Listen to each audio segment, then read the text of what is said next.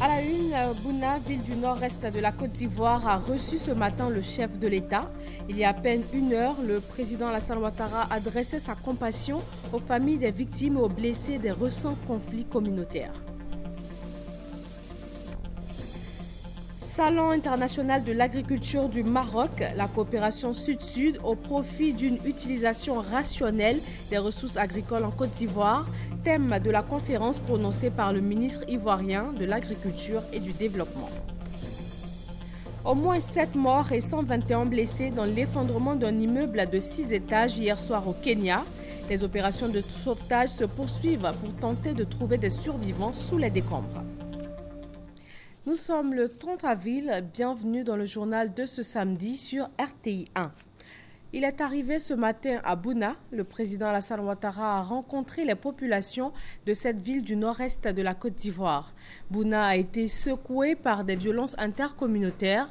Elles ont causé 33 morts, 56 blessés, 2600 déplacés et d'importants dégâts matériels. Le président a fait ce matin un don de 200 millions de nos francs pour les éleveurs, les agriculteurs, les commerçants et autres victimes. À son arrivée à Bouna aux environs de 11 h, le chef suprême des armées a reçu les honneurs militaires. Musique de la garde républicaine, présentation du drapeau sous le commandement du commandant du bataillon de sécurisation de l'Est. Le chef de l'État s'est adressé aux différentes communautés de Bouna. Il a condamné les violences qui ont déchiré la cohésion sociale. Le président Alassane Ouattara a invité à la tolérance, au pardon et au vivre ensemble. Nous l'écoutons. Cette belle région ne mérite pas ce qui lui est arrivé. Et moi, j'en suis particulièrement meurtri. Oui, parce que ces dernières semaines, au mois de mars, des événements sanglants ont endeuillé Bouna, le département de Bouna et tout le Boukani et donc toute la Côte d'Ivoire. Je dois vous dire très sincèrement, en tant que fils de cette région, que j'ai été choqué et peiné par ces événements. Oui, d'abord par l'ampleur, la brutalité, la rapidité. Et aussi le fait que cette vague de violence est intolérable et je la condamne. Je ne puis accepter cela. Voyez-vous, le ministre d'État Ahmed Bakayoko l'a dit tout à l'heure, avant même d'engager mon combat politique de Washington, j'avais commencé à écrire mon programme de gouvernement et je l'avais intitulé « Vivre ensemble ». Vivre ensemble parce que j'avais noté les difficultés que notre pays traversait du fait des problèmes de vivre ensemble. Le fait que nos populations avaient besoin de renforcer ce besoin de vivre ensemble dans une Côte d'Ivoire qui est une terre de diversité, une diversité qui a fait sa force et je crois qui a forcé l'admiration du continent africain et du monde entier. Donc j'ai été blessé par cette vague de violence, par cette tuerie et cela n'est pas en harmonie avec ce que nous avons pour le respect de la vie humaine, pour notre idée de la tolérance et du vivre ensemble. Nous avons tout de suite réagi pour contenir ces conflits et les empêcher de dégénérer, en dépêchant plusieurs ministres afin d'apporter notre réconfort, notre solidarité et un message d'apaisement aux communautés touchées par ces événements. Je suis donc venu, suite aux différentes délégations ministérielles, pour renouveler la compassion de l'État de Côte d'Ivoire et de la nation entière. Oui, Afo, Yako. Des ressortissants de Doropo ont eux aussi tenu à prendre part à cette rencontre avec le chef de l'État. C'est un chef-lieu de département où il se pose encore de nombreux problèmes de développement. Eugène Atoubé nous conduit dans cette localité à l'extrême nord du pays. Premier indice, c'est une ville qui est chef-lieu du département, formant avec Nassian, Teini et Bouna la région du Bunkani. Deuxième indice, elle est située à 75 km de Bouna et fait frontière avec deux pays, le Ghana et le Burkina Faso. Troisième indice, c'est une localité cosmopolite où les membres des communautés des différents pays de la CEDEAO qui y vivent laissent entendre qu'ils s'y sentent bien. Le tout forme cette circonscription administrative érigée en chef-lieu du département depuis 2010. Bienvenue à Doropo, cité de brassage et de vivre ensemble. Ce qui fait la fierté de cette localité, c'est qu'il y a un brassage au niveau des différentes communautés. Le Malinké se retrouve en Lobi, le Lobi se retrouve en Koulango. Et on vit dans une parfaite harmonie, sans problème ici, à Doropo. Ces dernières années, la Doropo a beaucoup évolué. Les gens construisent, mais pas de bons logements. Les problèmes que rencontrent les fonctionnaires sont les voies de communication. Doropo frappe par sa rapide transformation. Un processus long avec pour acteurs majeurs les élus, les cadres et les différentes communautés dont l'apport ô combien inestimable au développement de ce département est un signe de l'harmonie sociale qui y règne. Pour autant, Doropo doit faire face à l'attente des jeunes et des femmes, ainsi qu'aux nombreux manques du département en termes d'infrastructures socio-économiques. Notre activité principale, c'est le maraîcher. Mais il n'y a pas d'eau, il ne pleut pas. Donc vraiment, on demande au gouvernement s'il peut nous aider à faire des retenues d'eau pour que nous en sortions pour faire nos travaux champêtres. Du château d'eau, ça ne sert pas, ça ne nous suffit pas. On n'a pas de canalisation ici. Canalisation, là, c'est limité, ça ne vaut même pas 100 mètres. Donc, la plupart de la population de Doropo ne gagne pas l'eau pour boire. Le difficile accès à l'eau potable des populations est en lien avec la question de l'électrification. Ce sont des coupures intempestives à longueur de journée auxquelles s'ajoute la faiblesse de l'éclairage public. Une situation harassante pour les populations, autant que la question sécuritaire dans le département de Doropo, situé aux frontières du Ghana et du Burkina Faso. Il n'y a pas la gendarmerie, il n'y a pas la police. Et nous-mêmes, on est ici à FSI, mais combien? Ils ne valent pas 25 même. S'il y a un problème, il faut courir de gauche à droite pour régler ce problème. Nous-mêmes, on dort ici, mais vraiment, il n'y a pas de sommeil. On a peur. Comme on a la frontière de deux pays, on a besoin d'un camp peloton, y compris un camp militaire s'il le faut. J'ai même sollicité qu'on nous donne un commissariat, plus une brigade. Le préfet de police de Bonoukou est venu. On a essayé de sillonner la ville pour lister un peu les maisons qui sont disponibles. Ce bâtiment en réhabilitation va abriter les locaux du futur commissariat de Doropo, signe du progrès de cette partie de la région du Bunkani, heureuse des travaux de bitumage de l'axe Bouna-Doropo. De toutes les infrastructures souhaitées, celle qui va véritablement propulser Doropo sur la voie du progrès. Après le Nigeria et le Tchad, le ministre français de la Défense a fait escale hier soir à Abidjan. Jean-Yves Le Drian a été reçu par le président Alassane Ouattara. Au menu, la lutte contre le terrorisme et la sécurité, notamment maritime. Il en ressort que l'effectif des forces françaises en Côte d'Ivoire va passer de 500 à 900 soldats. Jérôme Kofi Abolin. Jean-Yves Le Drian au palais présidentiel de la République de Côte d'Ivoire. Il y a rencontré ce vendredi le chef de l'État ivoirien, le président Alassane Ouattara. Avec le président de la République de Côte d'Ivoire, le ministre français de la Défense a évoqué l'augmentation du nombre des forces françaises en Côte d'Ivoire qui passe de 500 à 900, la question du terrorisme, la sécurité et tout cela dans le cadre d'une rencontre prévue entre lui et son homologue ivoirien en charge de la défense. J'ai pu m'entretenir avec le président Ouattara et faire connaissance avec mon nouveau collègue ministre de la Défense, avec qui j'aurai des conversations un peu plus approfondies. Nous avons évoqué avec le président l'ensemble des sujets de sécurité, que ce soit la lutte contre le terrorisme, qui nous mobilise à la fois ici et ailleurs, y compris sur le territoire national français, et les moyens à mettre en œuvre ensemble pour poursuivre ce combat pour nos libertés. Nous avons évoqué aussi la collaboration et l'action à mener pour la sécurité maritime dans l'attente du sommet de Lomé. J'ai confirmé l'augmentation des effectifs des forces françaises ici à Abidjan de 500 à 900 dans le cadre de la réorganisation de nos forces pour que ce soit une vraie base opérationnelle avancée. Pour Jean-Yves Le Drian, son séjour ivoirien s'inscrit dans la droite ligne du renforcement de la coopération en matière de défense entre la France et la Côte d'Ivoire. Le médiateur de la République a remis hier son rapport annuel au chef de l'État. 151 requêtes et 622 dossiers ont été enregistrés sur la période 2007-2010 et 2011-2015. Des réformes sont annoncées afin de redynamiser la médiature de la République. Jérôme Kofi Abola. Le document du médiateur de la République remis au président Alassane Ouattara ce vendredi prend en compte les périodes de 2007 à 2010 et 2011 à 2015, ce qui signifie qu'il s'agit bien de 2 rapports.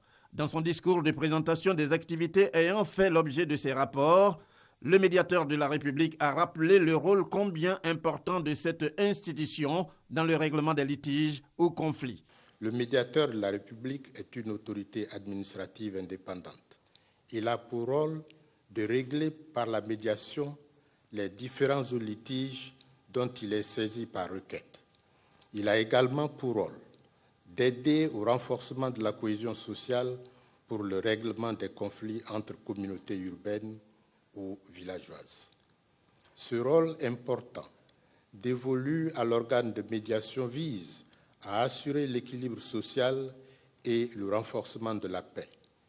Il ne pourrait s'exercer efficacement sans les instruments juridiques nécessaires, notamment le décret d'application de la loi organique longtemps attendue. Le président de la République, Alassane Ouattara, s'est dit heureux de recevoir ces rapports. Il a félicité le médiateur de la République et les membres de son équipe pour le travail abattu. Votre contribution est importante pour la paix et la cohésion sociale, bien sûr dans notre pays, mais également au niveau du continent africain. Vous avez été président de l'association des médiateurs des pays membres de l'UEMOA pendant plusieurs années, et ce mandat n'a pris fin qu'en janvier dernier. Et vous êtes premier vice-président de l'Association des ombudsman et des médiateurs africains de l'Union africaine. Je voudrais donc vous remercier pour votre contribution, aussi bien pour notre pays que pour le continent. Les efforts importants sont entrepris pour redynamiser votre institution, la réorganiser aussi. Et j'ai reçu vos propositions et je vous donne mon accord pour les propositions qui ont été faites et les décisions donc qui s'ensuivent, bien sûr, doivent être appliquées. L'articulation des rapports présentés comprend 2 parties. D'abord, les observations générales et ensuite les spécificités en ce qui concerne le rapport de l'année 2015.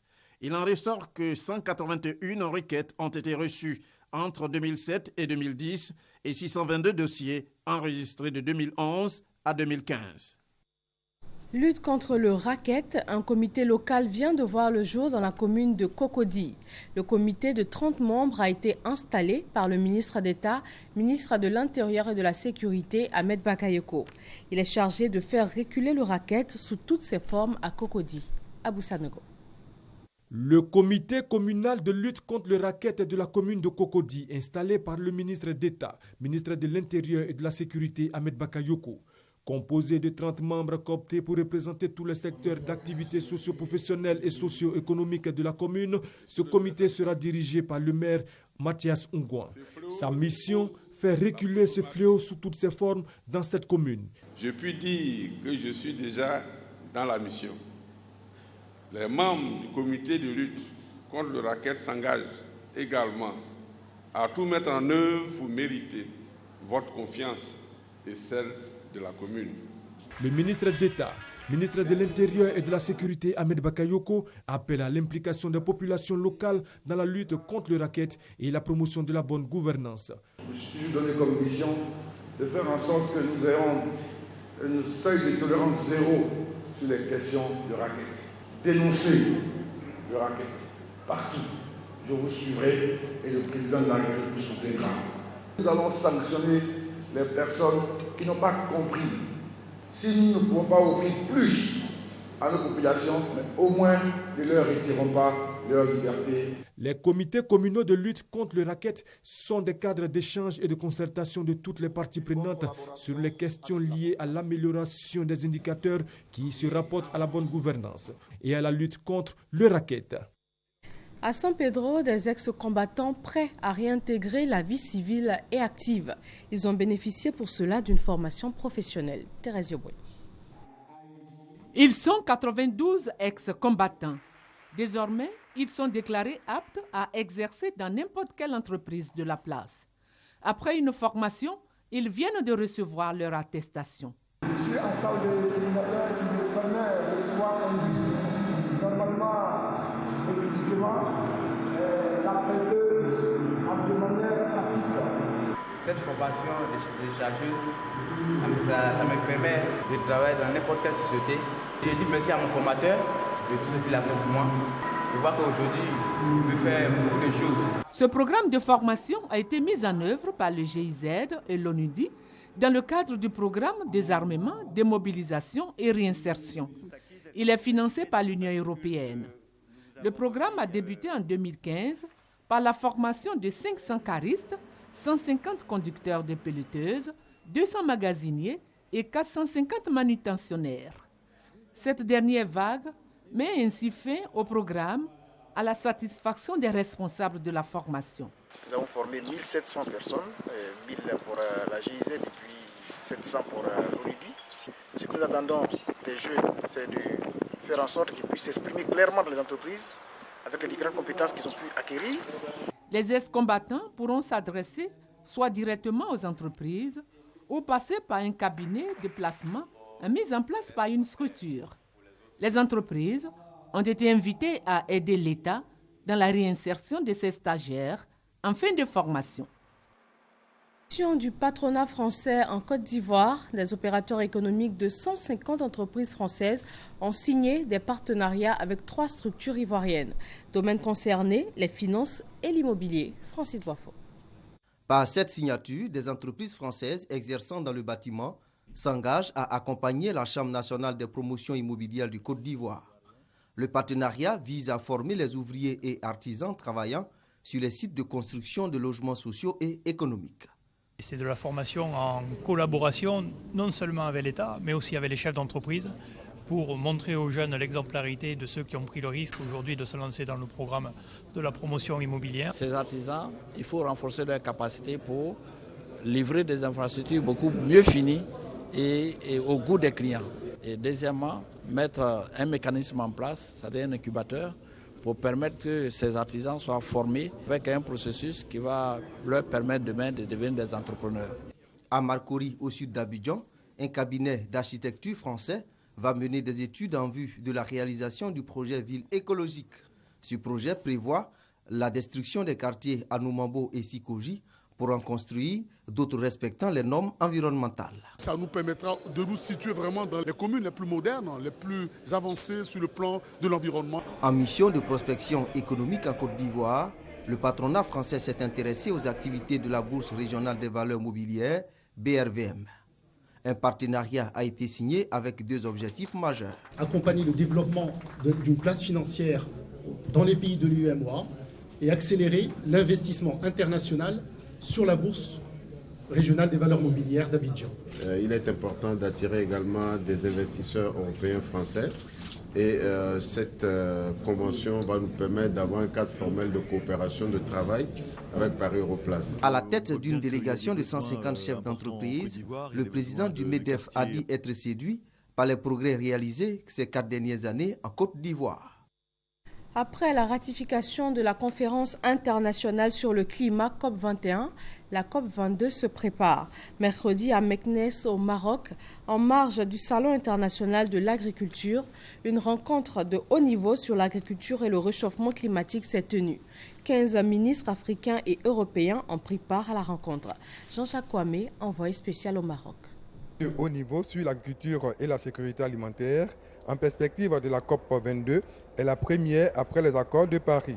2 projets ont été présentés à la directrice générale adjointe de la FAO, les 15 ministres et experts venus d'Afrique et d'Europe. Le premier, appelé 4 pour 1000, piloté par la France, concerne le stockage de carbone pour atténuer le réchauffement climatique. Et le second, AAA, vise au développement de la production agricole en Afrique. Il est soutenu par le Maroc. Les échanges ont duré plus de 3 heures et l'on retient 4 pour 1000, développement de la production agricole en Afrique.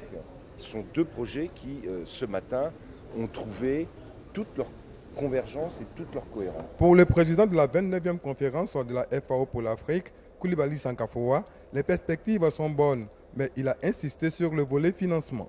Il a été décidé à la COP21 de mobiliser 100 milliards de dollars par an pour l'adaptation au changement climatique. Et dans ces 100 milliards, nous considérons que nous pourrons pour l'Afrique revendiquer pour près de 30 milliards de dollars. Et je crois que ce sont des enjeux colossaux. Si les engagements sont tenus et que les programmes sont pertinents, l'Afrique qui est moins de carbone et qui malheureusement subit l'effet des émissions des grands pollueurs pourra tirer avantage de cet élan international pour développer son agriculture.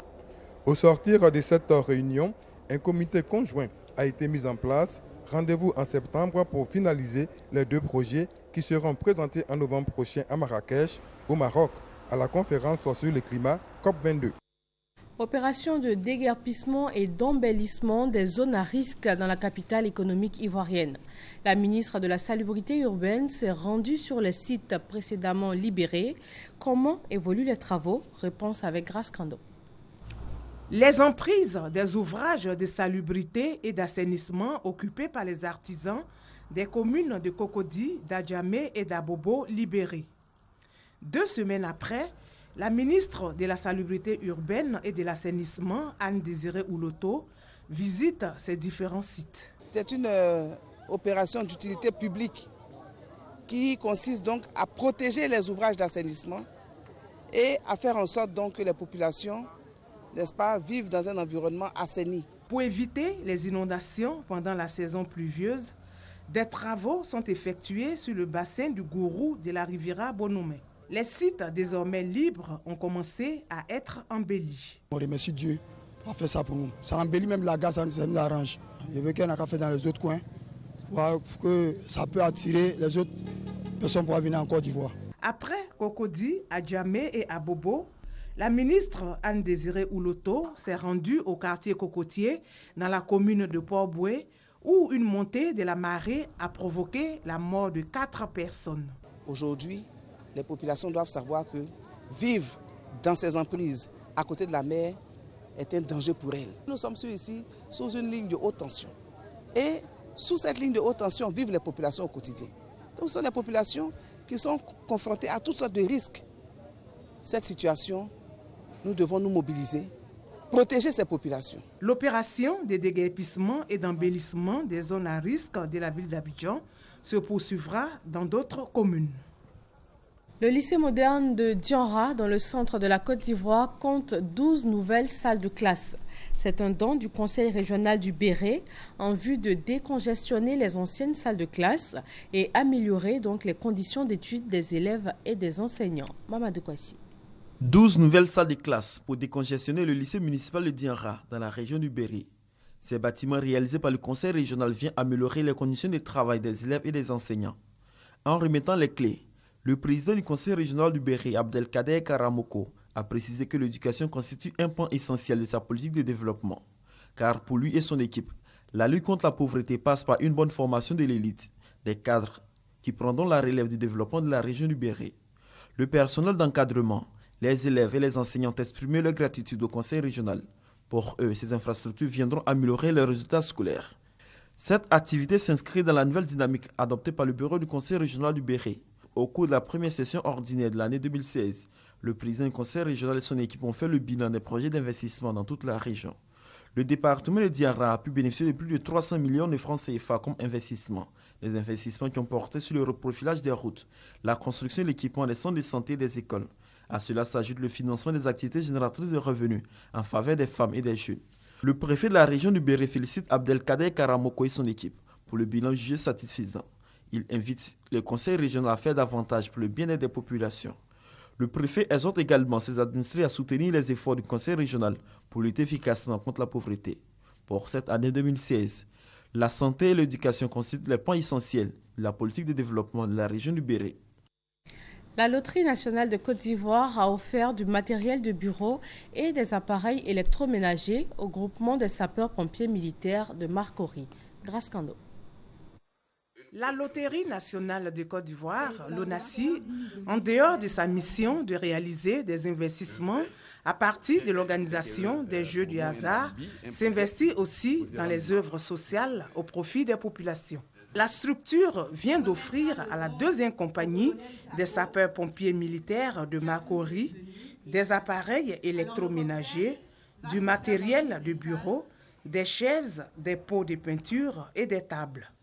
Valeur de tous ces dons, 11 millions de francs CFA. Quand on voit la multitude de votre mission, ce n'est plus seulement les incendies, parce que là je vois des hors-bords, ça veut dire que même sur l'eau, vous agissez. En tout cas, vous avez tous nos encouragements. Aujourd'hui, c'est un premier pas que nous faisons, je ne prends pas d'engagement, mais en tout cas c'est un premier pas. C'est juste un petit don, une manière pour moi d'ouvrir la porte de la caserne. Ce geste de la LONACI est salué par le colonel Issa Sako, chef de corps du groupement des sapeurs-pompiers militaires, qui compte utiliser ce matériel à bon escient. À travers le GSPM, c'est toute la population qui sera servie, parce que ces dons présents permettront aux sapeurs-pompiers d'améliorer leurs conditions d'existence, donc d'intervenir dans de meilleures conditions. En plus des sapeurs-pompiers militaires, la Loterie nationale de Côte d'Ivoire a offert aux populations des ambulances et construit des centres de santé dans plusieurs localités. Elles ont démarré le 9 avril dernier. Les festivités pour les 70 ans d'existence du PDCI RDA prennent fin aujourd'hui 30 avril. Cet anniversaire est placé sous le signe du rassemblement et de la renaissance.